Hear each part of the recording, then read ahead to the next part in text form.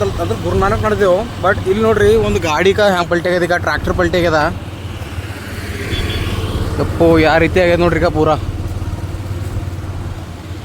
ಕಡೆ ತಗೋ ಈ ಕಡೆ ಈ ರೀತಿ ಆಗ್ಯದ ಈಗ ಪೂರಾ ಭಾಳ ಖತರ್ನಾಕ್ ಆಗ್ಯದ ರೀ.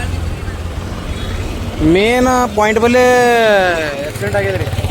ಟ್ರ್ಯಾಕ್ಟ್ರೇ ಪೂರ ಏನೋ ಮಾಲ್ ಅದ ಅದು ತೊಗೊಂಡು ಆಕ್ಸಿಡೆಂಟ್ ಆಗ್ಯದ. ಈಗ ಯಾವ ಭೀ ಕೇರ್ಫುಲ್ಲಾಗಿ ಗಾಡಿ ನಡೆಸ್ಬೇಕು ರೀ.